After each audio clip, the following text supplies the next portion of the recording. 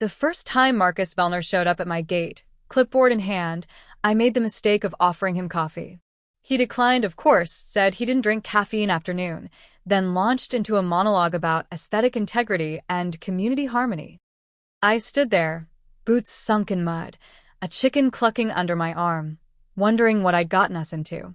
Ellie and I had moved to the outskirts of Blackridge Estates 6 months prior, buying the last unclaimed 5-acre parcel on the eastern ridge. We weren't part of the manicured subdivision with their identical beige homes and 3-car garages.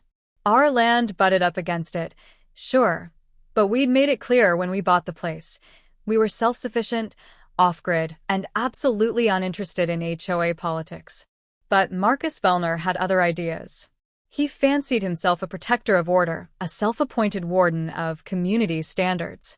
And while our property technically wasn't under his jurisdiction, he saw our presence as a threat, an untrimmed wild patch at the edge of his curated empire.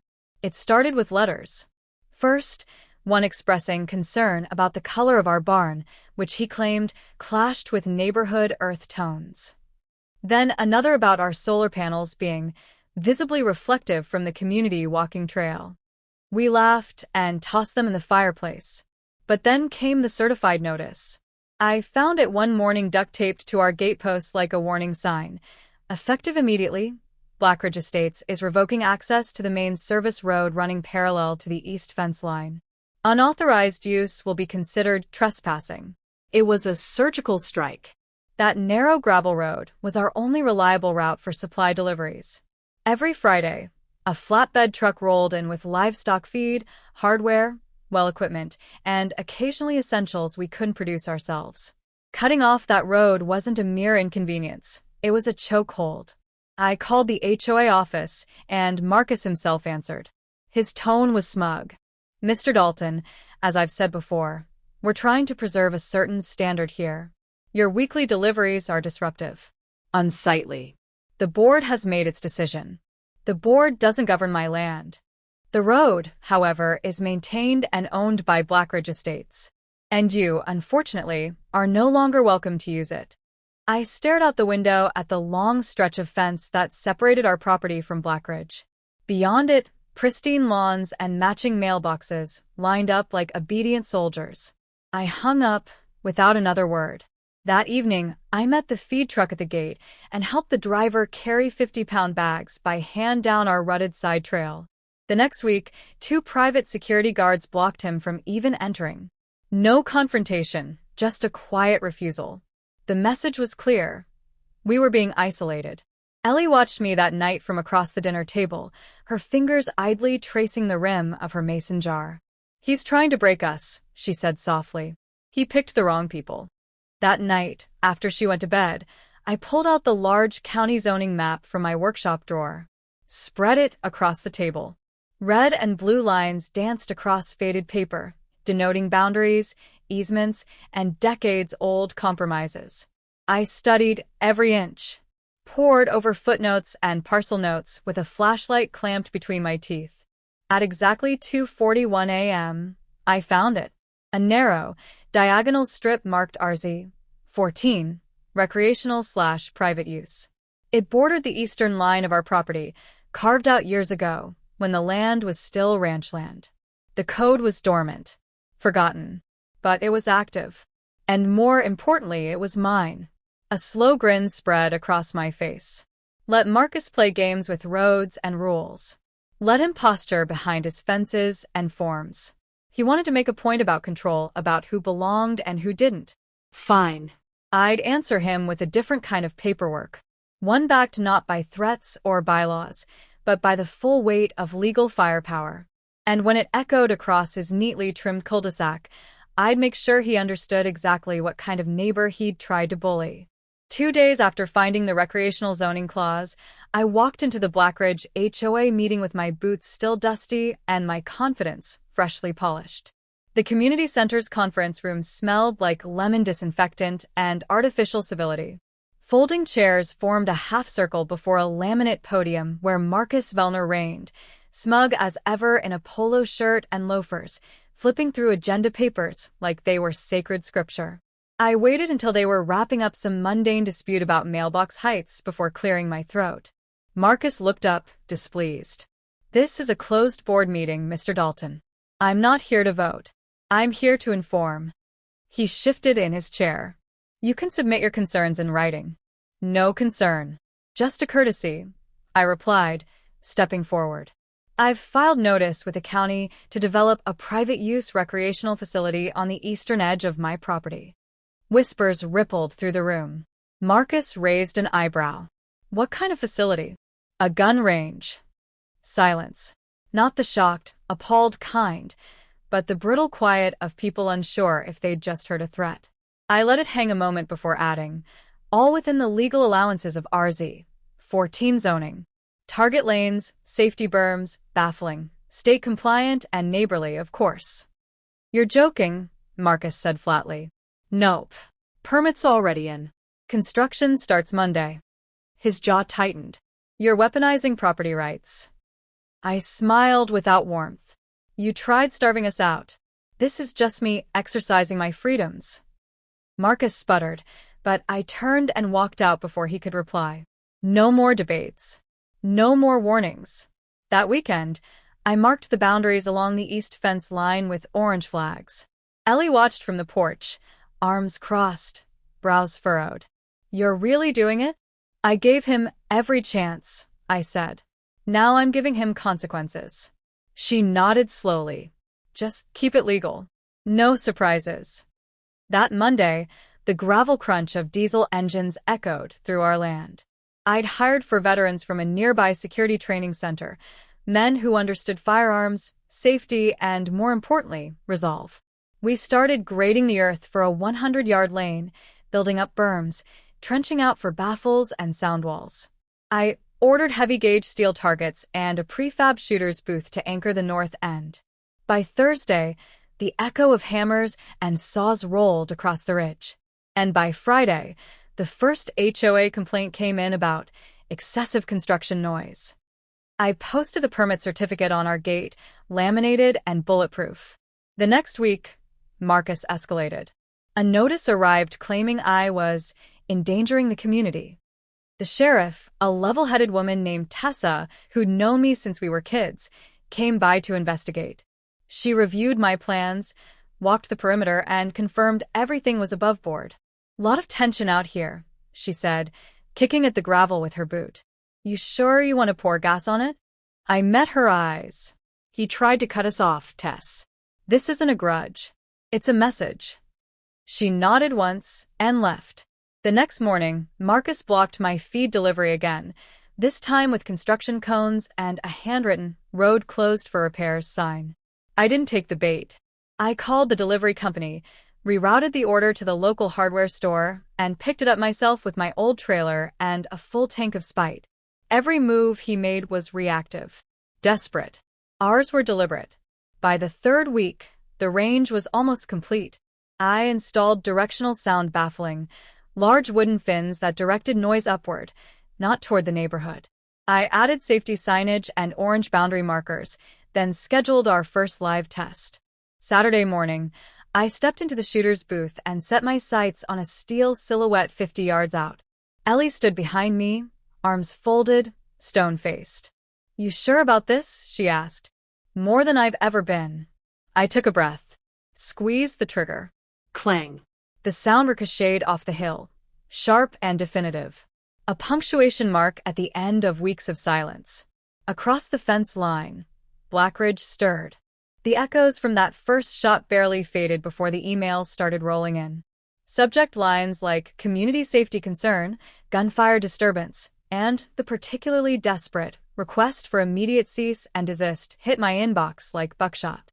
Marcus, unsurprisingly, copied every Blackridge homeowner, the county zoning board, and even the local newspaper. The article hit the next day. "Rural landowner opens gun range next to suburban neighborhood." It was a hit piece, full of phrases like reckless endangerment and paranoia-fueled escalation, painting me as a rogue vigilante thumbing his nose at suburban peace. They even ran an old photo of me in my marine fatigues, years out of date, as if the uniform alone made their argument. But I didn't flinch. I doubled my safety protocols, posted range hours, and installed a live camera feed so anyone, neighbor or not, could see we operated by the book. Every shot fired was accounted for, every action logged. I even hired a certified range officer to oversee all weekend use. Meanwhile, Marcus lost his grip. He called an emergency HOA meeting, this time open to the full community. The turnout was massive.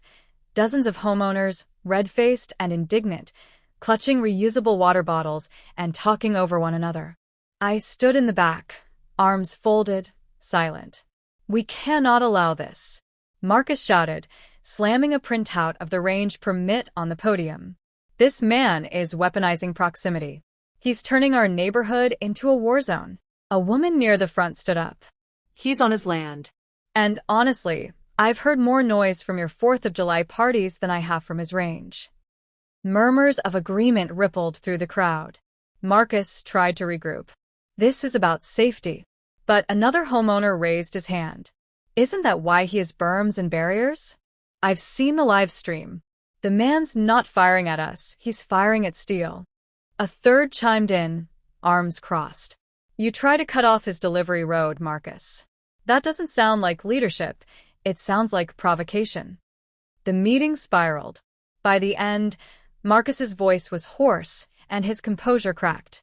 I slipped out before the gavel banged, the whisper of shifting loyalties humming behind me like wind through grass. Back at home, Ellie was repairing the chicken coop when I returned. She looked up as I walked past the gate. "How is the circus?" I chuckled. "The ringmaster's losing his lions." That weekend, I fired up the range again. This time, I wasn't alone. A small group had gathered, veterans from the area, local ranchers, a few hobby shooters. They'd heard about the setup and wanted in. I ran safety drills, briefed them on the rules, and handed out protective gear. Every trigger pulled echoed, not just with sound, but with defiance. Marcus, desperate now, filed an injunction. His petition claimed emotional distress and community terror. But the judge dismissed it outright after reviewing the permits, safety logs, and a statement from Sheriff Tessa herself. All operations lawful, no violations present. Complaint rejected. For Marcus, it was the beginning of the end. That same week, a letter from the county arrived. Not for me, but for the HOA board.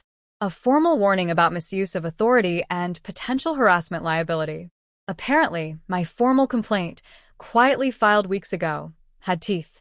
When the HOA tried to fine me for unapproved perimeter lighting, my attorney responded with a countersuit for retaliatory governance. It didn't even make it to court. Blackridge's legal fund couldn't afford a battle it couldn't win. Ellie watched it unfold from our kitchen window, sipping her tea with something between disbelief and vindication. "You really built a range just to prove a point," she said one night, setting her mug down. I leaned against the counter. "No. I built it so we'd never be choked again." She nodded once. "Well, you did both." On the edge of Blackridge Estates, the line had been drawn, literally and figuratively.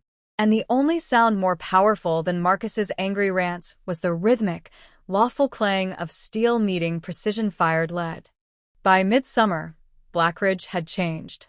Gone were the constant surveillance patrols, the passive-aggressive notices on community boards, and the smug neighborhood circulars penned by Marcus under the title President's Perspective. His influence, once as invasive as a vine choking a tree, had withered. Homeowners stopped clutching pearls and started asking questions. A few even started waving when they passed my gate. The range had grown, too, not in size but in significance. We held weekend workshops on firearm safety, hosted local sheriff's deputies for training refreshers, and built a reputation as a quiet but respected facility. What was once painted as a threat had become a symbol of lawful resistance, of rights upheld. But Marcus? He refused to go quietly. In late July, he marched up my drive uninvited, fists clenched and cheeks red with indignation. Ellie saw him first and gave a dry laugh before heading back inside. "Brace yourself," she muttered. I met him halfway down the gravel path, flanked by stacks of feed barrels and a pickup caked with honest dirt. "You win," he snapped. I didn't say a word. I waited. You poisoned the board, turned the community against me, humiliated this HOA. And for what? To play cowboy on the property line. Not to play, I said evenly. To protect. My family, my land, my livelihood. Marcus scoffed. You're no hero. You're a bully with permits. I stepped closer, not menacing, just resolute. No, Marcus. You tried to cut off her supplies. You weaponized bureaucracy. I just refused to be strangled by it.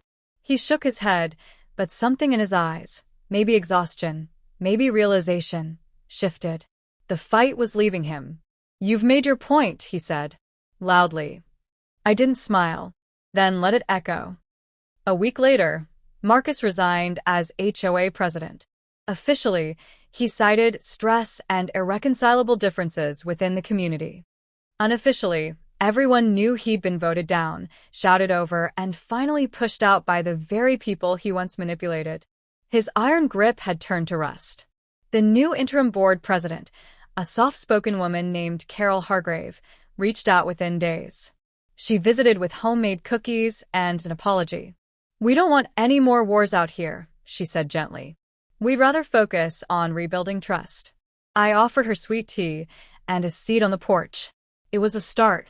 Weeks passed in rare peace. Ellie and I tended the livestock. The feed came in without obstacles. The range remained active, respectful, and by the book. A few Blackridge residents even joined our workshops. Parents who wanted their teenagers trained in safety, a few retirees curious about handguns. We taught them all. It wasn't about the noise anymore. It was about the principle. One evening, as the sun dipped behind the ridge and cast long shadows across the east field, Ellie joined me by the fence line. The steel targets glimmered in the golden light, untouched and silent. Still feels like we're holding our breath, she said softly. Storms passed, I replied, but it left cracks. I nodded. Sometimes cracks let the light in. She smiled, leaning her head against my shoulder. The air smelled of hay, oil, and distant pine. For the first time in months, the tension in my spine loosened. That night, I locked up the range, turned off the camera feed, and paused at the gate. In the distance, the trimmed hedges of Blackridge looked oddly serene. Funny how a stretch of land and a few bullets could expose the fragility of power. But that's the truth about tyranny. It always thinks it's permanent. And it never knows what to do when the farmer fights back.